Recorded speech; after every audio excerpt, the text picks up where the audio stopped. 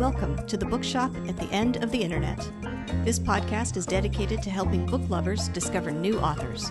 Like all the best bookshops, this podcast is filled with all kinds of books and all kinds of authors.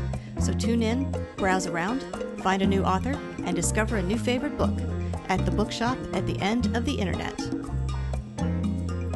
I'm Stacey Horan, author, book lover, and host of the Bookshop at the End of the Internet. This is episode number 204. For more information about this or any of our episodes, go to my website, staceyhoran.com. If you enjoy the podcast, leave us a review, like us on social media, and share us with your friends, family, and fellow readers.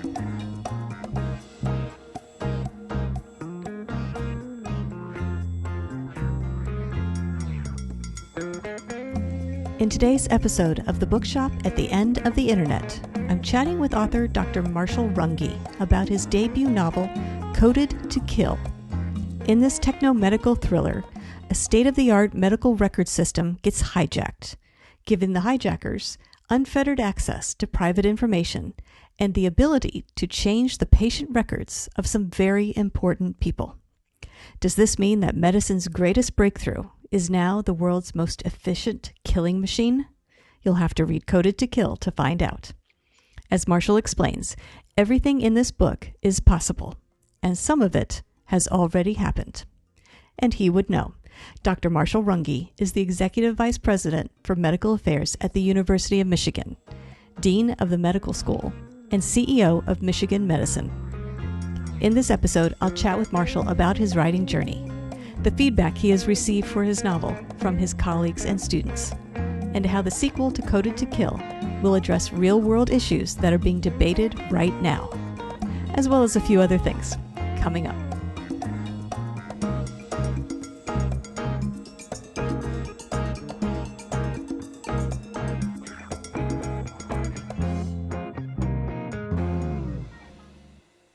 Dr. Marschall Runge, I want to thank you very much for joining me today on the podcast.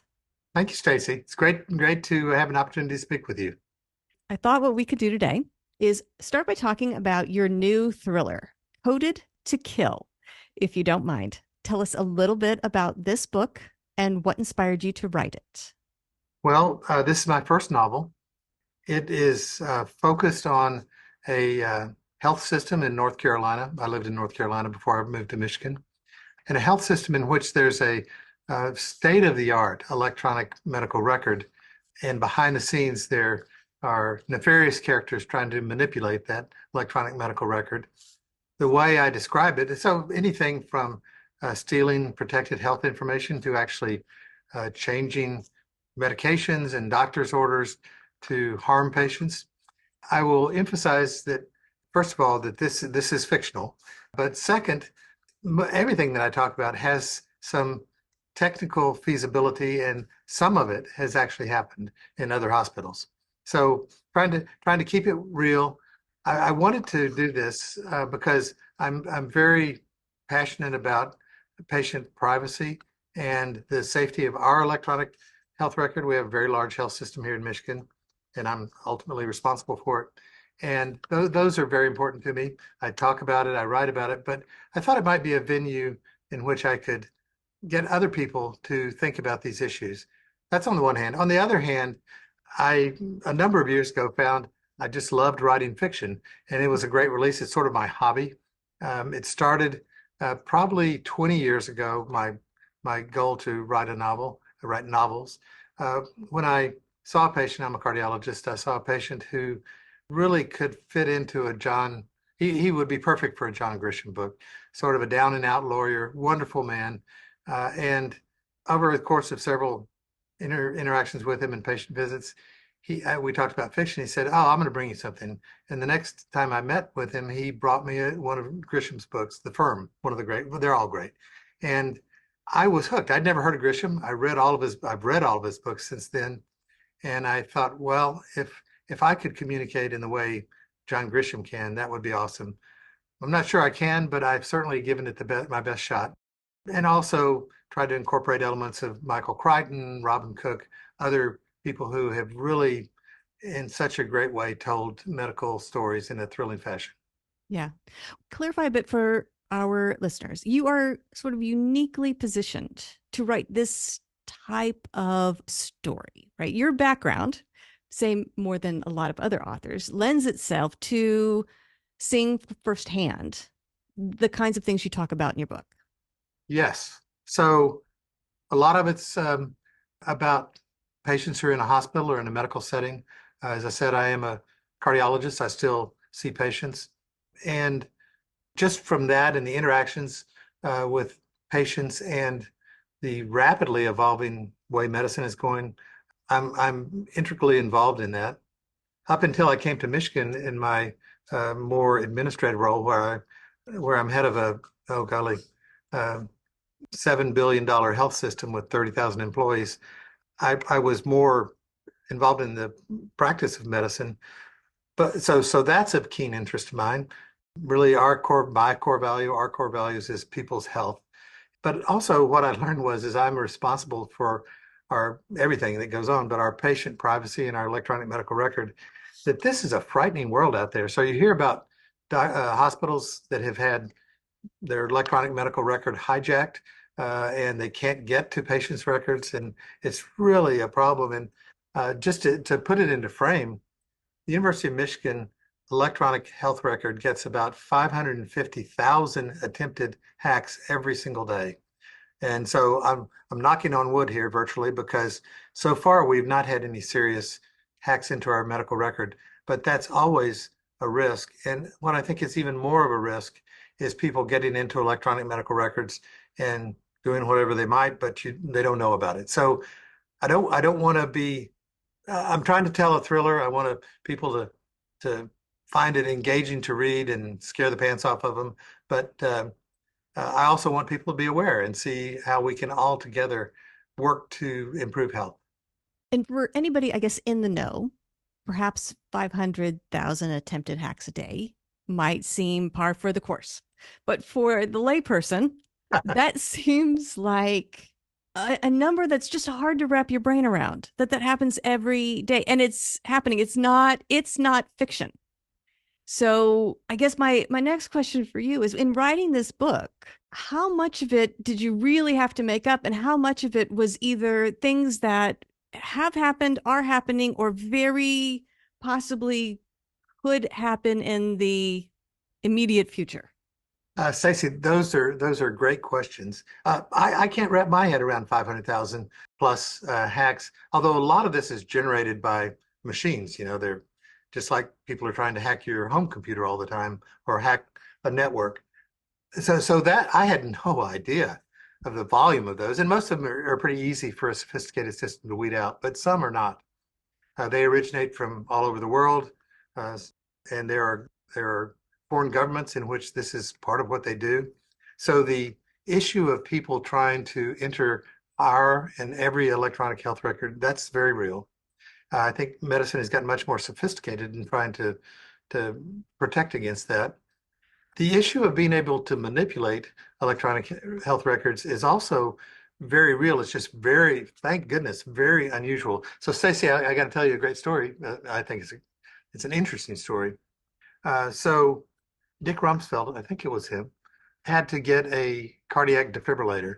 And even recently in the news, there have been episodes where someone has been these defibrillators, these modern pacemakers and defibrillators communicate back and forth so that they provide wonderful monitoring if somebody passes out or has an event.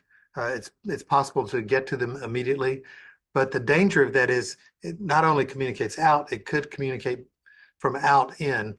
And I know with Rumsfeld, there was tremendous concern that somebody could hijack his defibrillator or his pacemaker and cause all kinds of havoc. And so and you probably heard these stories about, or you may have heard these stories, Stacey, about somebody taking over the controls of a modern vehicle that has a lot of electronic controls and making it drive off the road or making it stop and not be able to be started. So these things happen. They're rare, but I don't think there's anything in the book that I write about that couldn't potentially happen. And I've heard about things analogous to what I write about that have happened. And let's talk about this particular story in the book. Maybe let's start with introducing us to the characters, put faces to the people who are dealing with this type of stuff. I'll mention a few. Okay. So first, most directly involved with the protection of health records and promotion of this health record that is being promoted by a fictional hospital called Drexel. The idea is that to develop the best electronic medical record that can gather information from everywhere across the country. And for example, if a doctor sees a patient who has a rare condition, the information from 50,000 people across the United States who have that can be at the fingertips. How does it improve health to use this medication or that medication? So it's a great premise. And the idea that even with the COVID pandemic, if early on something like this had been in place, it might have been possible to get on top of the pandemic earlier than was the case in the United States or the world. So there's a hospital president. Think of a guy in a pinstripe suit, very serious, knowledgeable, hardworking person with an MBA from some very elite institution running a huge hospital. He and his head of IT, who's kind of a rumpled guy, like a caricature of a rumpled genius. His hair's out of place. He's wearing kind of unpressed clothing, but he is really a genius, and he's the mastermind behind it. So they're on the behind developing it. So they're developing this thing that's almost ready to go out. There is a group assembled by a former director or a high-level person at the National Security Agency, NSA, that has built this bunker underground, not too far from the hospital, in which they're monitoring the electronic medical record and they're manipulating it. And their goal, and the guy's no longer with the NSA, his name is Hugh Torrance. And so think of him as sort of a clean-cut, military-looking person, dark hair, wears the same suit every day. He's working with others, some very prominent other people nationally, a senator, head of a big national health organization. And they're all kind of in cahoots to see, can they accomplish this? They really actually want to help the record get out nationwide so that they could use that to acquire information about anybody they want, anywhere they want, and potentially even use it as an assassination tool. So terrible, terrible premise there. And put in the middle of that a few characters that are on the side of good. So the main protagonist is named Mason Fisher. He's a doctor. He's a cardiologist. He has had a little bit of a spotted past, but a very engaging, nice person who, 40-ish, good looking, very athletic, was a college football player. And he's ended up at this same hospital, Drexel, and he's figuring out, whoa, something's going on here. I don't know what it is, but I need to try to help. And he's getting help from some IT people in the area that he was connected to, and they're trying to figure it out. So they're trying to figure it out. And then the last person I want to talk about is the hospital president is Derek Mumford. His daughter is Carrie Mumford. She's a resident and, highly intelligent, highly motivated, strong woman who she and Mason have developed a relationship, and she's kind of right in the middle. Can't figure out, is he good? Is he bad? So it's this culmination, good forces, bad forces, so a few people in the middle trying to figure out what's going on. The idea of creating a system that does that, it's an admirable and lofty goal. And it seems like something that we should be heading towards. It seems like the natural, good thing to do. And yet, as you point out, all it takes is a few bad actors, and it could be the worst decision we've ever made is to go down this path. Like that old complaint, this is why we can't have nice things. So, but what kind of messages do you want readers to contemplate as they are reading your story? Well, first and foremost, I actually think it's a great idea. It was part of the affordable health plan was to have electronic health records. And initially, it was something as simple as being able to read doctors' handwriting, not confuse the medications because they can't read the handwriting, but have those and have those be able to talk to each other across the country. So if I got sick here in Michigan and I happened to be visiting my grandkids in North Carolina, if I went to the hospital, they could immediately call up my medical record in Michigan and know that I had a similar episode before or whatever. And that is powerful and I think could be transformational. And actually, there are some health records now that do provide that. So I'm a big fan of that. Mm-hmm. And I think you're right. It's admirable. But like anything, I guess the other message I would say is big data. When you aggregate tons of big data, it's both incredibly powerful to understand, in this case, health and migration of infectious diseases, you name it. But it's also dangerous because the bigger the mass of information, the more people want to get into it. And particularly if it has something desirable, like getting into a huge bank. That's happened. Getting into recently a internet company. So it's just a target. And while I don't have a lot of personal experience with this, I'm knowledgeable about some events that have happened, including one at Michigan, where it's a group of people and they put in what's called ransomware, and you either pay a ransom or hope you can, catch them, which you never can, or you've lost the information you have, or worse, you can't even use any of your information. So it's the pros and cons of big data. And we live in this world where artificial intelligence and machine learning is making it even more feasible to electronically attack these systems. So my message is, I think it's where we ought to be. I think it's where we can be. And I think that with the right kinds of protections, it'll be safe. You probably know this, and maybe many of your listeners know this, but there's something called a white hat hacker. And we employ a number of white hat hackers who, for whatever reason, I mean, they may have even been involved in dangerous things, but they are every day probing and testing our electronic medical record to see if they find any gaps or any holes or anything we should patch. I have to tell you, the biggest vulnerability of our or any health system's data is email, and it's people who are not careful about using passwords. In fact, 15 years ago, when it was required that, no more than that, 20 years ago, when it was required that we use passwords when I was at North Carolina, I don't know, 20% of the people, their password was password. So, hopefully we're more sophisticated now, but hopefully, but well, I'm curious. You've written this book.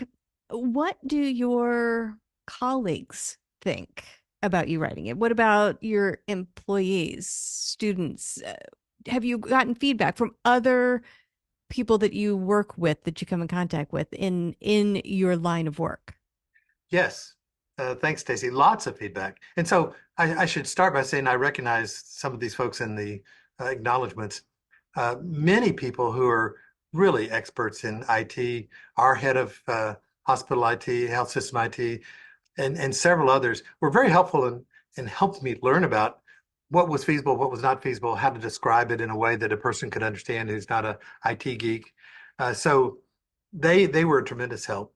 And in general, I have to tell you, I've had really positive feedback about two aspects. One is people who like to read thrillers have given me very positive feedback about really reading thrillers. I've had a couple of people just write me out of the blue that won a book on Goodreads. They have those contests where you can get a free book. Mm-hmm. And I just got the nicest notes from them. When it gets to people who are more engaged as learners, for example, students or residents or other, the more common conversation is they want to, or they have written books, and they want to hear about my journey and how it might help them with their journey. How do you get an agent? How do you get a publisher? How do you try to make your book the best it can be? And in my case, I will tell you, this was a 12 to 15-year project. Now, the second book I'm working on, I'm hoping it's like a 2-year project because I learned a lot during this. But I think for somebody like myself, who I write a lot about medical topics in papers and books, but fiction was something new to me. I read lots of fiction, but it's very different in writing that. And so I had help from so many different people just on the aspects of fiction writing. And and mostly my friends mostly are quite honest about it. And I remember giving a couple of people an early version of this, and they're like, okay, so you have 100 characters, none of them relate to each other. What was that all about? And so I told them, well, actually, my original, I sort of had a plot, but when I'd be at work and somebody would really aggravate me, they'd become a bad character. So I just developed a new character that day. And if somebody was just a saint, they'd become a good character. So it was a learning process. I thought everybody could read my mind and understand what I was doing, but obviously they can't. Yeah, yeah. Did you get any advice in trying to make that transition from academic professional writing to creative writing? Was there anything that any advice you got, anything you've learned that helped in making that transition? Yes, a lot. And a lot of I find that people who are fiction writers are really nice people. So I've gotten individual help. I went to a few meetings, I guess you'd call them. There was one that I went to probably around 2006 or seven. That was fantastic. Michael Palmer and Tess Gerritsen, who are both physicians and write thrillers, had a conference on Cape Cod it was for physicians who want to write fiction. And I thought, man, I bet I'm the only person that's going to be there. But there were like 300 people. But even individually, they were helpful. So that was tremendously helpful. I think one of the best pieces of advice that I got was separate completely your fiction writing from your day job, and otherwise you won't be able to write good fiction. And so in my life, the quiet times for me are early mornings or sometimes on the weekends. So that's really all the time I ever try to write, and I just put everything else out of my mind. And that works for me. I think different things work for different people. I tried, you see on TV or in series or movies, uh, writers writing in a coffee shop or different things. And I guess I'm so easily distracted. That just didn't work at all for me. But some people, I know one of my colleagues, that's inspirational for him. Oh, I have to tell you about one other person, a physician that I got to know when I was at Emory University in Atlanta, wrote the book that Doc Hollywood, the film, was based on. Hmm. And he's like the most amazing, uh, pretty much most quirky person you'll run into, but just a fabulous person. And he helped me tremendously. And I can't thank him enough. Really. So I think it's like so many things in life. If you can find somebody who, you admire, you like, and who gets satisfaction by helping mentor people, for me, that has been the key. Yeah. Well, what are your plans for more books? You mentioned that you're hoping the second project takes substantially less time than the first, but are you working on a draft for a second book? Do you have plans for books even after that? Yes. So thanks, Stacy. So I'm for those of you who can't see me, while I'm not decrepit yet, I'm the senior part of my professional career, let's just say that. So my hope is to continue being able to offer medical care, particularly for people that need it and maybe can't afford it. But I'm interested in seeing if I can transition to really writing much more of my time. I mean, now I'm lucky if I get in 2 or 3 hours a week of writing. So I have planned out both a sequel with many of the same characters, same protagonists, and a prequel. And I'm working on the Hmm. sequel. The sequel is going to involves a plot to it involves trying to develop approaches to slow, stop, or even reverse aging. This is a big topic Hmm. among medical entrepreneurs and biotechnology. And in this case, the premise is that if you mess up or worse, fabricate your data, it can have disastrous impacts for things that may come to human use. And so it's a book about how do you find those factors that might help people live long? And you think about it, well, what about these families where everybody lives to be 100 years old? There's got to be something there. Is it genetic? Is it epigenetic? That means all the factors around you. So that's the general plot, and I can tell you that bad things are going to happen. One person who read the book said, a lot of people die in your book, and it's not personal. I tell them it's not personal. So that's the sequel, and then I had written a previous novel that was about bioterrorism, and now with infectious diseases like COVID and others lurking about, I'm going to go back to that one. It also involves the same cast of characters. And so I'm going to try to have sort of a 3-book series around these particular kind of medical plots. And then I want to try to develop some new characters and new thoughts. But if people fall in love with these characters, I'll keep writing them as long as I'm in love with these characters. I'll keep writing them as long as people want to read about them. Do you find in trying to come up with ideas for the books, either the big mystery or issue being dealt with, as well as all the sort of little things that color a book, do you find that it's just easier to draw from real life? I mean, is it a situation of life being stranger than fiction most of the time? Uh, Stacy, that is a big part of it. I mean, most of what I wrote about in this novel is in some way related to the life. Yeah. What happens to me is that, so I'll think about, well, what is the next step? What's the next logical step?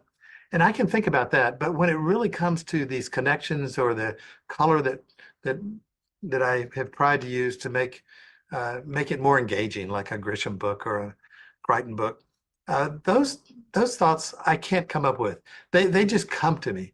And so right before I'm talking to you, I was listening to a really interesting research presentation by one of our fabulous investigators at the University of Michigan. And when I go to those, I carry a little notepad, and he said a couple of things that I thought, wow, that would be a good way to describe a component of this second novel that I'm working on. So I get a lot of that kind of inspiration from other people talking about other things, but it just kind of fits together. Since you are working on book 2, and if people want to find out when it will be released and what you have going on, all that kind of stuff, where should they go to find you and that information? Thanks for asking, because I tremendous, to the extent that I can respond, I have been able to respond, and I love hearing from people. So several venues. One is I have an email address and I actually I don't remember it, but it's a Gmail address set up just for my work on novels. I have to separate that from my professional work. I'll send you that address. Sure, and I will link it in the show notes. Mm-hmm. Thank you. I also, and I'm new to Facebook. I've conscientiously avoided social media, but I was talked into getting a Facebook page, and I've just started working with that. But I intend to, post interesting things and hear from people. And so I'm going to move in those directions. I do have a LinkedIn page, but that's mainly professional. People can contact me through that. And the last thing is, I've loved talking to you today, Stacy, and I have enjoyed when I've spoken to book clubs or others. So I'm would be delighted to speak to people's book clubs or whatever types of potential interactive areas. I mean, sometimes I'm doing some locally here in Michigan. I am doing some that are outside of Michigan, but also in these days of Zoom, it's very easy. I can set aside an hour or more pretty much anytime. So that would be my favorite way to communicate with people is because I learn from them, and it's just a blast.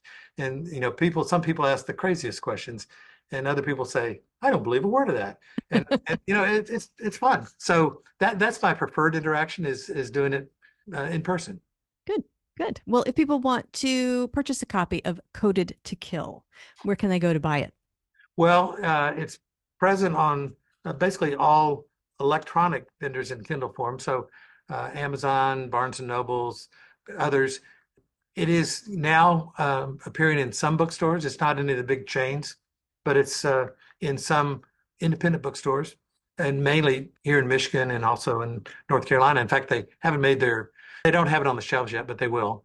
So, my hope is that it'll get in some of the larger bookstores. But for right now, Amazon, Barnes and Nobles, local bookstores in some areas, and you can get it as Kindle, hardback, or paperback. Wonderful. Well, Marschall, I want to thank you very much for joining me today on the podcast. And I want to wish you luck with Coded to Kill and the sequel and the prequel. We will look forward to those as well. So congratulations on everything you've accomplished so far, and best of luck with the rest of your writing journey. Well, thanks so much, Stacy. I really appreciate it. And I'm sure the many, many, many people who listen to your podcasts, I'll just say hello, and I hope to hear from you. The The Bookshop at the End of the Internet is a podcast dedicated to helping book lovers discover new authors. Like any good bookshop, this podcast features a wide variety of books by the equally varied and interesting authors who felt compelled to write them. This podcast gives you a chance to meet these wonderful writers and discover your next must-read book. Listen to the authors describe their books and tell you their stories in their own words. My interviews feature books from all genres and authors from all walks of life, including those who are indie published as well as those published by small presses and large publishing houses. Looking for unique, not so easy to find books for yourself, a friend, or a book club? Tune into this podcast and find your newest favorite author or maybe a soon-to-be bestseller. This podcast, like all the best bookshops, is filled with all kinds of books and all kinds of authors. Tune in, browse around, find a new author, and discover a new favorite book. You never know what treasures you might find in the Bookshop at the End of the Internet.